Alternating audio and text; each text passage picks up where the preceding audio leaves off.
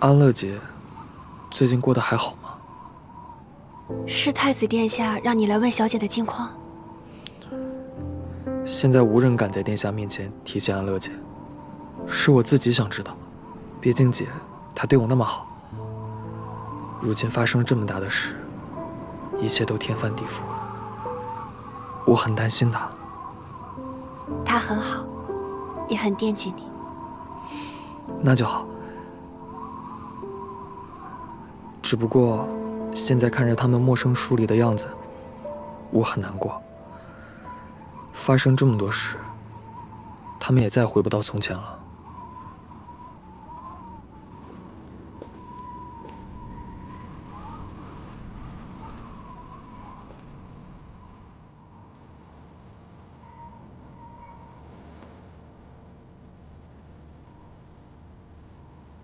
天气寒凉，还望太子殿下可以保重身体。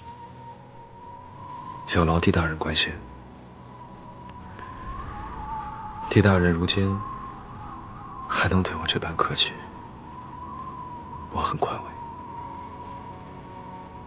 从靖南出狱到京城重逢，你靠近我的每一步都处心积虑。我虽知晓你别有用心，却因为相信你，所以从不深究。太子殿下对紫渊的认可还有照拂，紫渊很感激。走到今日，你若是觉得我这颗棋子用的还算趁手的话，不妨对我坦诚一次。你如今还有什么非做不可的事情？我在等一个人道歉。若他不肯放弃自己95至尊的骄傲，那么帝家满门被冤杀的真相就无法昭告于天下，8万将士仍不瞑目，永不安息。紫渊，对不起，这句道歉，我也欠了你10年。太子殿下，我想要的道歉，我自会向陛下去取。当年皇祖母的所作所为，陛下并不知情。这若非是陛下的心意，为何帝家连为自己辩白的机会都没有？就连我的父亲堂堂靖安侯，纵是自尽都无法保全帝家满门。满朝文武10年之间，无一人为他辩解。当年太子殿下保全紫渊，紫渊很感激。只是太子殿下却因此而触犯陛下的逆鳞，想必其中的缘由，太子殿下心里应该也很清楚。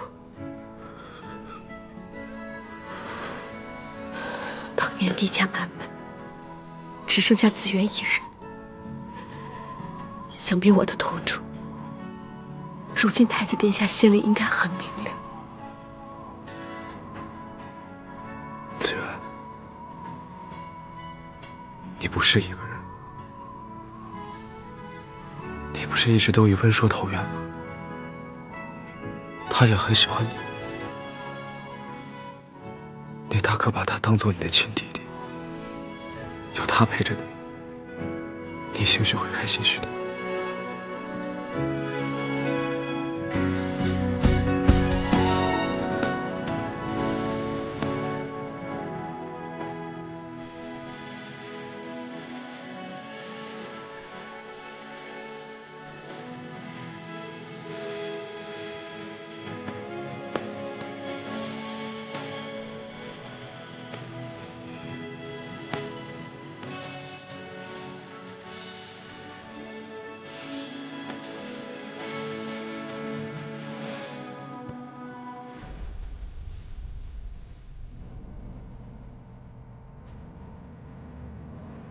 以后我可能也不能常来仁府了。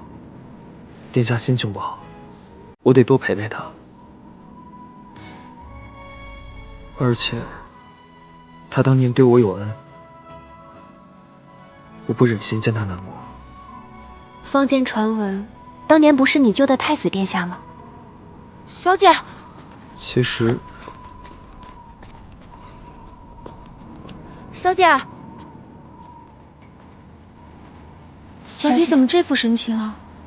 是不是太子殿下欺负你了？既然该说的咱们都说了，以后不见他便是。10年仇怨，只是寥寥数语便能讲清的。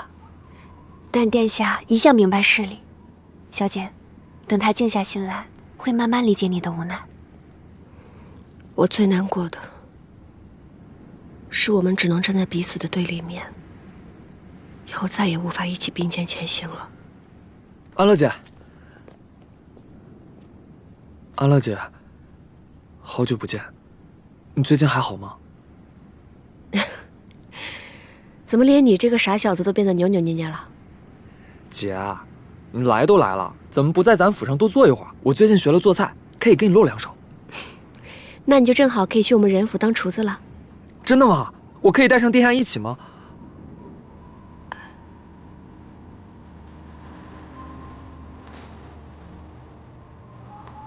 你现在虽然是弟子园，和殿下的关系也发生了改变，但你永远都是我的安乐姐，这一点不会变的。如果金爷还活着的话，应该也跟你一般大。你也是我的亲弟弟，以后没事就来人府玩。如果你喜欢哪个姑娘，记得告诉我，姐姐帮你。好。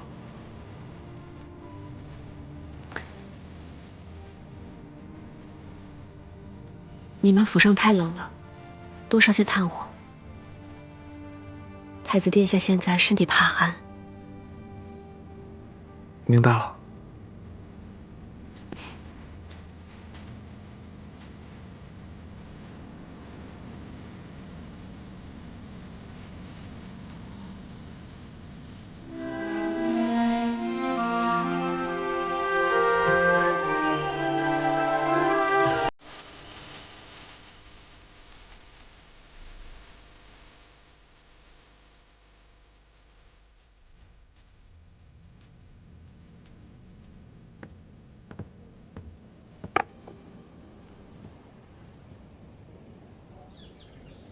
这是什么？这是街口铺子的折云膏，属下一直守在那儿，刚出楼就给您买来了。我这府邸明明清闲雅静，你偏偏想着法子出门闲逛。属下笨拙，除了送吃食，还想不到别的方法可以讨将军开心。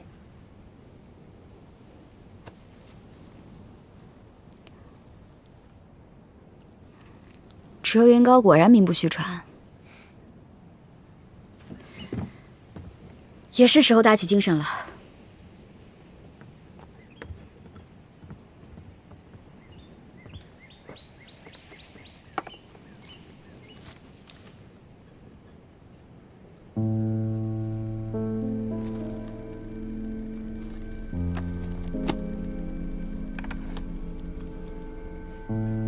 将军，西北边境可是传来了什么新的消息？也没什么大事情。只是北秦人劫掠居民的案件在边境城池频发。确实是啊，今年的冬季格外寒冷，北秦雪灾严重，土地寸草不生，连牛和羊都饿死了。北秦人为了维系生存，只好南下掠夺了。最近发生的案件也让大晋人心惶惶，对西北的边防松懈了许多。我怕北秦人会趁机起兵作乱。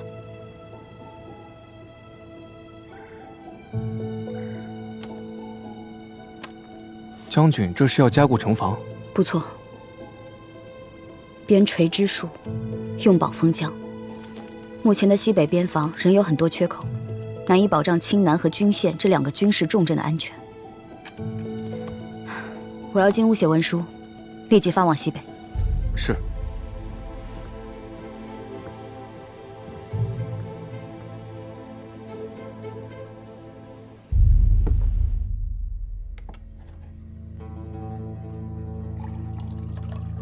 笼络西北帝家旧部的事，你可有何对策？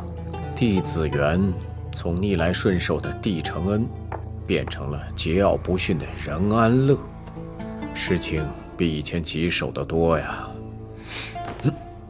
如今太后薨逝，大晋朝堂动荡，正是我们下手的好时机。西北的城防一旦得到加固，我们之前的谋划都将付之东流。你若是敢耽误了我的计划，可是万死难辞其咎。殿下，我跟你说过，做事莫急，眼下时机未到。韩仲远，他这个皇位稳坐了10年了，不是一桩帝家旧案就能动摇得了的。我们要让这把火烧得更大。你的首要任务是助我控兵西北，不是扰乱朝堂。那既然如此，殿下为何不直接起兵，携安宁以号令军队，再一把将他杀掉？届时西北群龙无首，就是我们的囊中之物。他若不屈，此举冒险。安宁不能杀，帝家的旧部又一时无法笼络，大乱大境的朝局，是你我的当务之急呀。安宁可以不杀，但有一个人非死不可。你要杀任安乐？他可是帝家唯一的后人，为人诡计多端，若不能为我们所用，必须及时除掉，借韩仲远之手把他杀了，既能掀起民愤，又能永绝后患。他先是当着满朝文武的面打了韩仲远一个响亮的耳光，如今又逼死了太后。10年前的旧案，即便是翻了过来，那也改变不了岱山上的人不是任安乐的事实，这就犯了欺君大罪。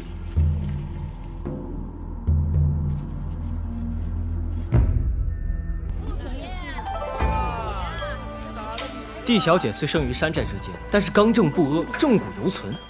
至于韩家嘛，虽有太子殿下贤明在外，但是架不住皇室一团污糟啊。这位帝小姐年纪轻轻，盛名以天下皆知。要我看，她比那传闻中的帝胜天不遑多让吧。看来大晋将有第2个帝胜天，第2个传奇了。陛下向来孝顺太后，若不是太后自裁，此事还不知要如何处置。唉，这等丧尽天良的丑事，若给不出满意的答复，如今如大人所愿，帝小姐尽收民心，您还有何忧心呢？这些言辞激愤的书生，是何时开始在这聚集的？这些人都是生面孔，在此出现，正是太后薨逝第2日。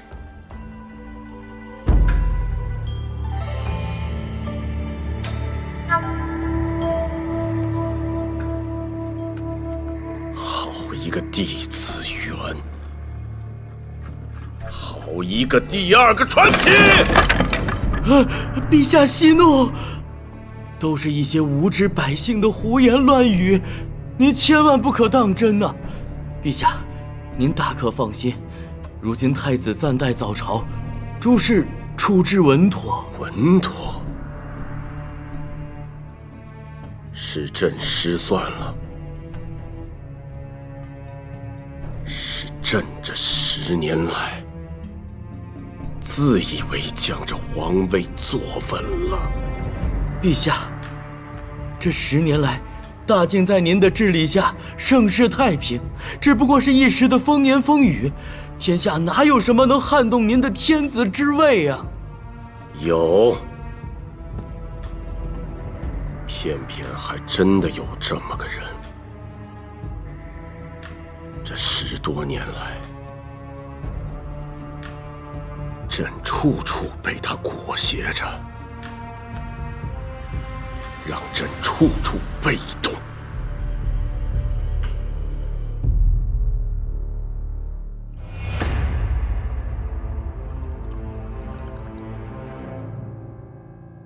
陛下说的是他，可就算在帝家覆灭之时，他也不曾来过京城啊。或许他已经死了。他才不会这么容易死！他不现身，却让他的侄孙女天天在朕的面前兴风作浪，如此飞扬跋扈。如此下去，难免他不会一语成谶。成为第二个地圣天。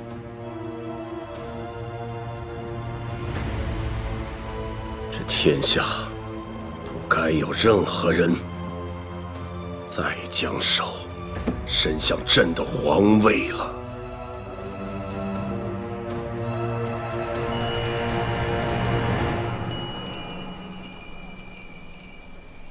大人，陛下召您前去，难道是为了帝小姐之事？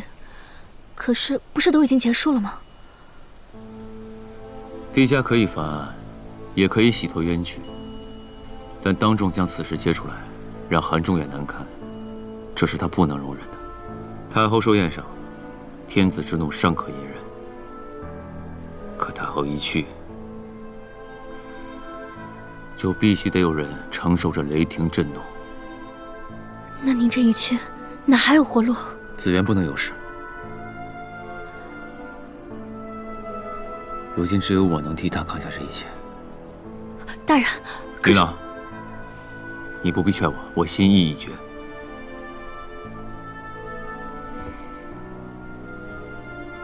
我一直觉得你比所有人都了解我。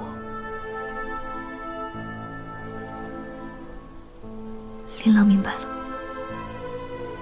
那，如若我此去不回，你知道该怎么做吧？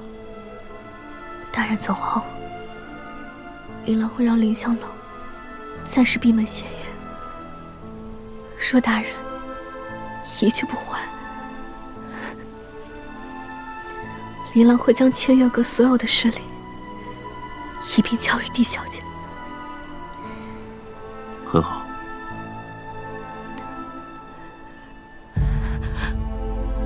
大人，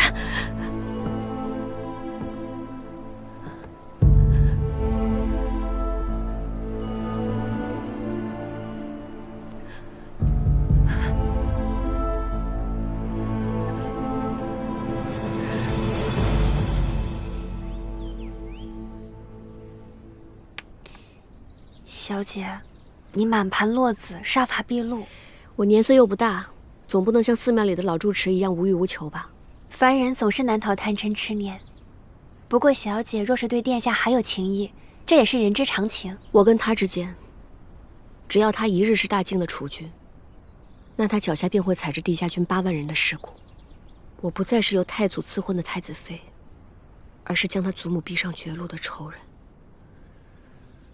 我于他而言，恨比爱更深。小姐，你于复仇中10年禁饮，现下打算如何收心啊？还不至于要到收心的地步。去凌香楼找骆明熙吧，是时候安排下一步棋了。好。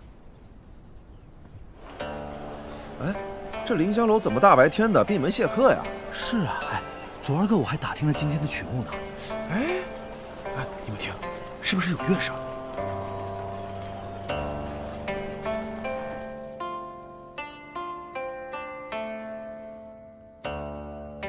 骆明熙，当年你归顺是假，为的就是方便行事，助他在今日翻案，是不是？当年到底是什么情况？你是如何将帝子元和帝承恩调包的？回禀陛下，帝家与骆家相交甚好，臣自幼与帝子元一同长大，得晋安侯吩咐要照顾好他，所以当年事发之时，臣才私自做出了调包的决定，为的是保全帝家最后一丝血脉。你对帝家还真是赤胆忠心，不过当年你只有10几岁大，说吧，还有何人是你的同谋？并无同谋。哎，快听，这曲子是……哎，这怎么好像是《清吹令》啊？这是琳琅姑娘当年名震京城的曲目啊。这曲《清吹令》我昔日也曾听过，却不像今日这般凄楚悱恻，甚至还有一丝诀别之意。没错，太好听了。骆明熙出事了。骆明熙，你到底在隐瞒什么？臣并无隐瞒，臣愿领死罪。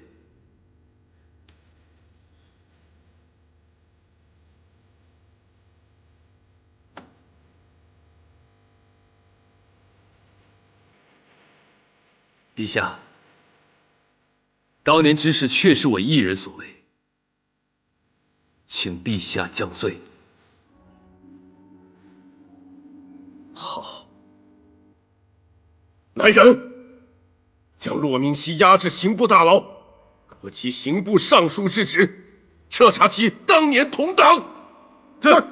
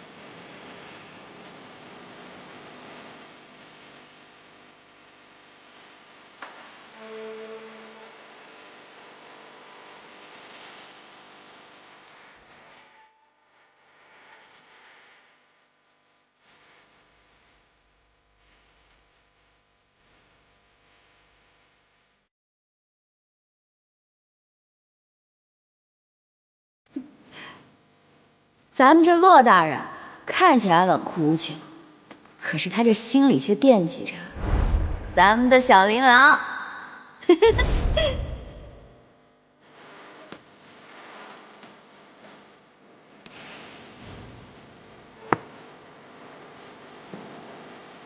以后没有我的同意，断不可擅自行动。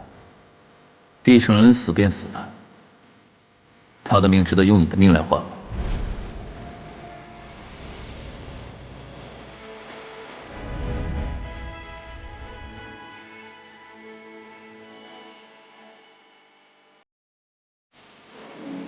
琳琅，你要做到让所有人都喜欢。如今只有我能替他扛下这一切。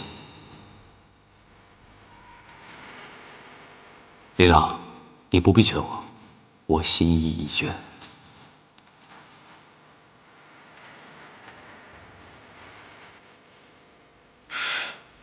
这长丝花生于境南，生性微寒。我多次栽种，都未能让它发芽。大人，长丝花发芽了。琳琅，还是你心灵手巧。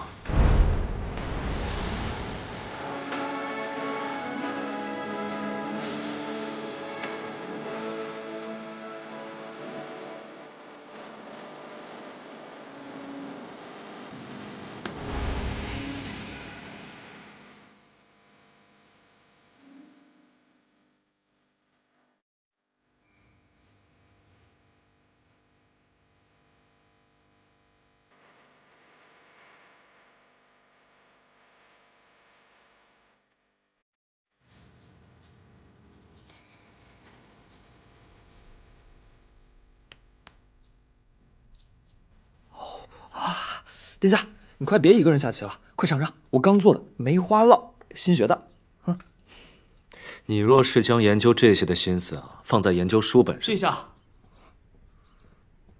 殿下，陛下下旨将骆大人关进刑部大牢。怎么会？骆明熙当年用一个乞儿换下紫渊，无论做得如何小心谨慎，只要帝家翻案，紫渊当众自证身份，这件事情就再也无法隐藏。这是确确实实的欺君之罪啊！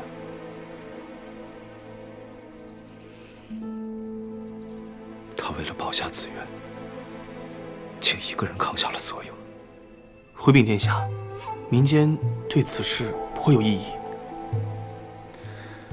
这应该是有人想趁机兴风作浪，搅乱朝局。不对啊，殿下，既然帝家冤案已然昭雪，那也证明了当年叛国之事是被他人陷害。那安乐姐就不是罪臣孤女，那代山囚禁一事，也更算不得是欺君吧？殿下，我是又说错什么了吗？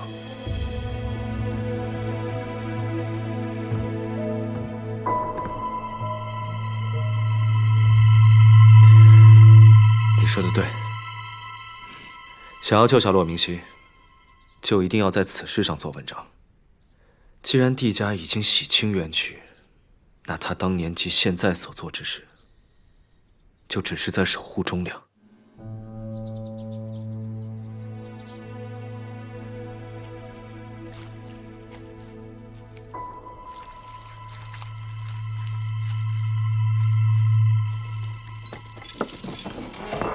殿下，这里头有些脏，您可得注意脚下。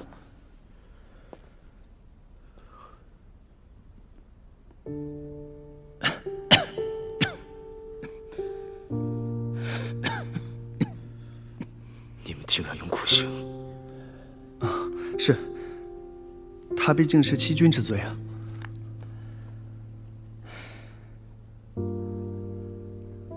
下去。是。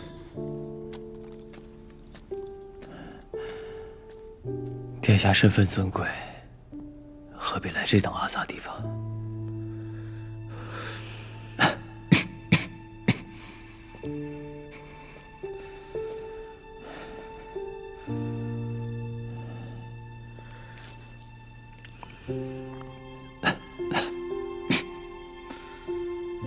对不住。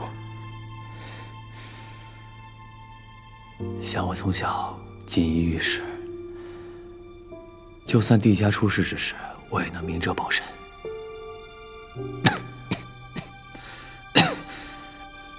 谁能想到年纪轻轻，一把骨头就老了？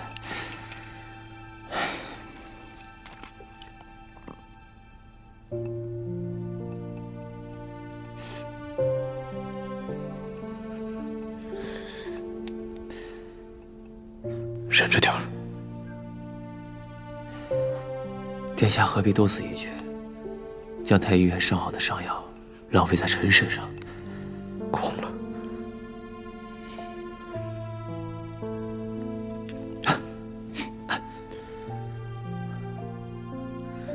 你总是比我更能护他周全。你不也一样吗？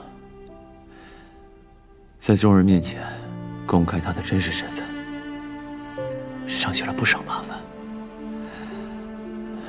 还好，你和陛下不一样，不像他一样背信弃义、出尔反尔。是我没能保护好紫渊。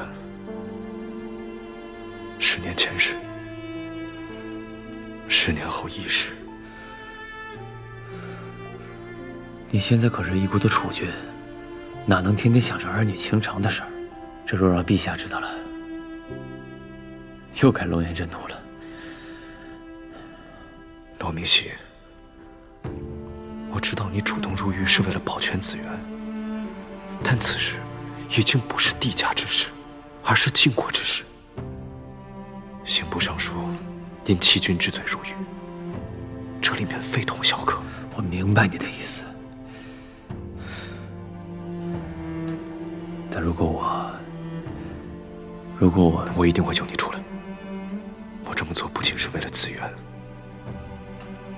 更是为了稳定时局。我欺君之罪已然坐实，纵然你是太子，又能如何？帝家已经不是叛国乱臣，紫渊也已经不是罪臣孤女，何来岱山囚禁一说？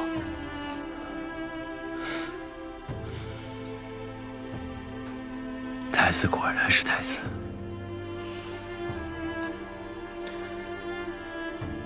我不能在这里待太久，先走一步。我会想办法送些更好的药进来，您务必保重。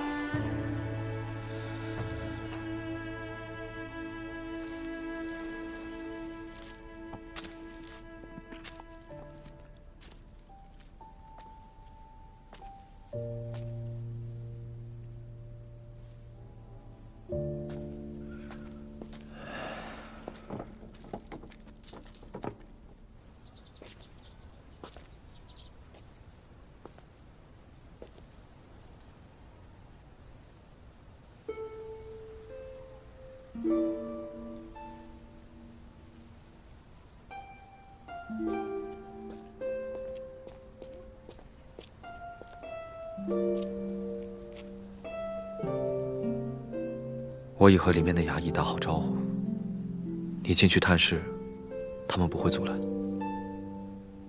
多谢。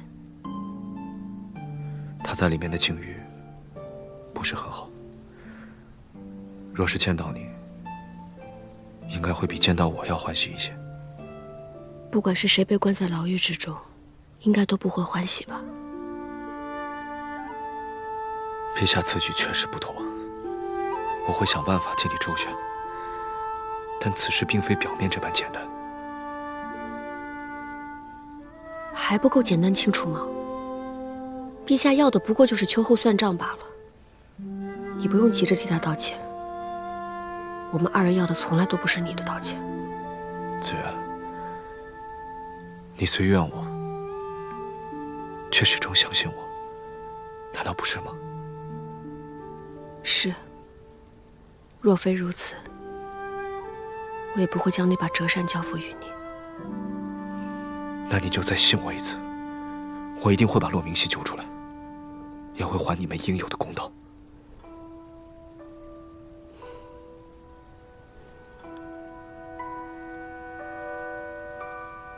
好。子渊，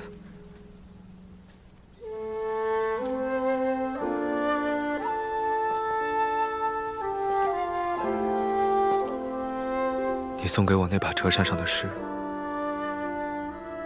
不提末尾之词，只提开篇情意，你到底是真心还是假意？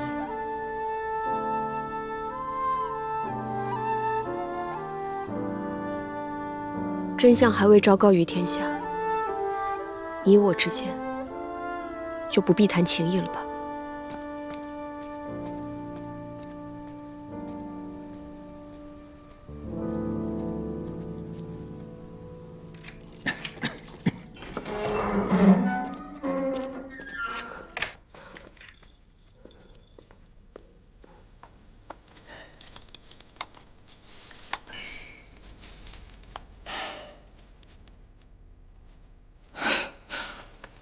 你什么眼神啊？我没事儿。这哪就没事儿？我真没事儿。不过倒是你，本事倒不小。我这刑部大牢，你随随便便就进来了。我本事不行，你身子骨更是不怎么样。这刑部大牢是什么样的地方，你自己还不知道啊？进这里不管是谁，都得脱层皮才能出去。你这细皮嫩肉的，没折腾几下，半条命就没了。你当初还不如让我……我知道你想说什么，但目前这形势还未稳定，你不能轻举妄动。而且像你现在这样没头没脑的闯进来，一旦被人抓住，我来看你，怎么就叫没头没脑了？我不是这个意思。你来看我，我很开心。看你这样子，说开心什么？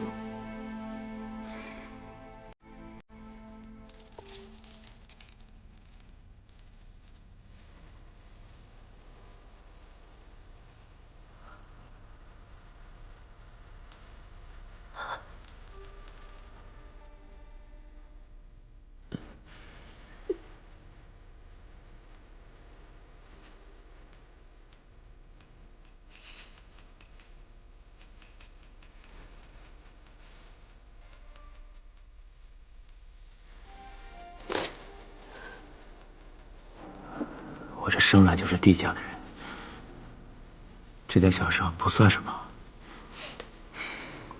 我做什么都不该误会，不用太在意我。你看这刑部，大部分刑具都是我设计的，我自然知道怎么少吃点苦。你不要不信，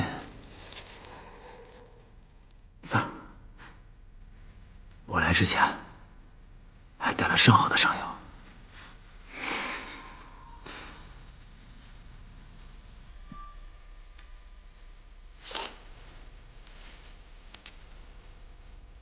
明熙哥哥，我一定会想办法救你出去。如今朝野上下所有人都盯着韩仲元，他现在也想除掉你身边所有的人。此时我站出来，他自然不会放过我。你不必在意我，你自己站稳脚跟才最重要。你这话是什么意思啊？你打算一直在这儿了？你要死在这儿啊？你疯了是不是？我要意气用事。这10年来，你我之间一直彼此照应，其他事情对我来说不重要，但我不能放弃你。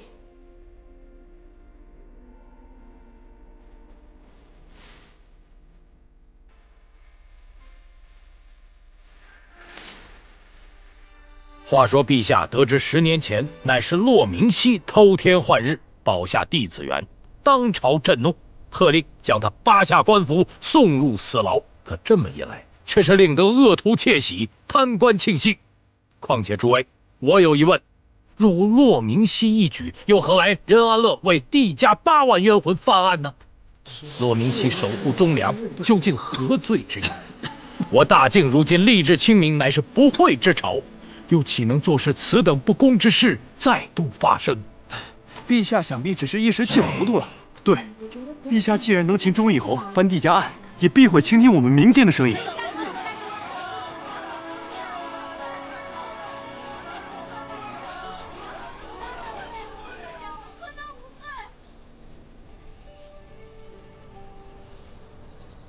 小姐，在想什么呢？来吃点橙子吧。重阳门前的人还没散吗？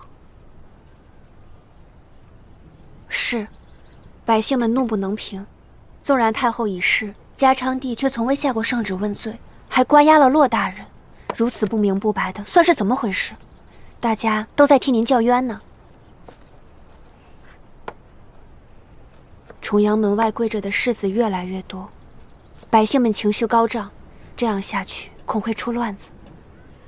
我已经嘱托黄埔带人多加看顾，他仗义而有度，应该不会出什么特别大的乱子。当今圣上再不表态，可真的要众叛亲离了。他当了10几年的皇帝，哪有这么容易动摇？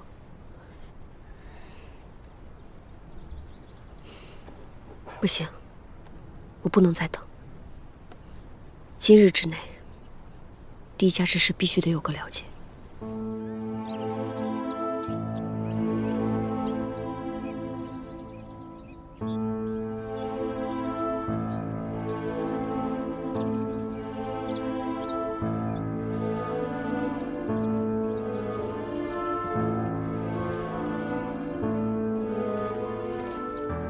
给陛下请安。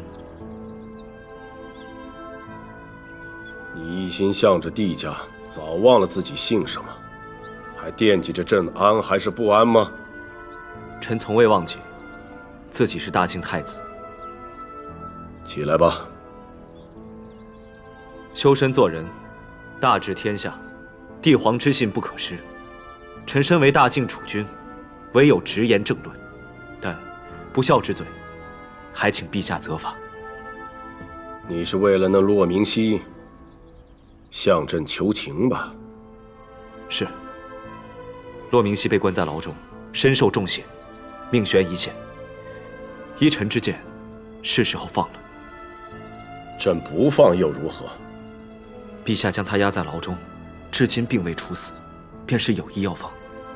况且，陛下心中自然明了，骆明熙当年所做之事，如今看来并非欺君，而是在守护忠良。他此番作为，更是替我们韩家保全了颜面，不至于太过愧对靖安侯。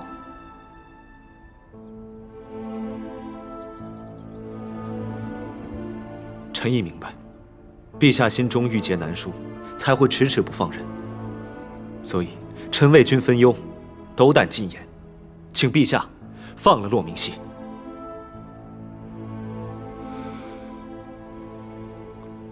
你倒是会做人。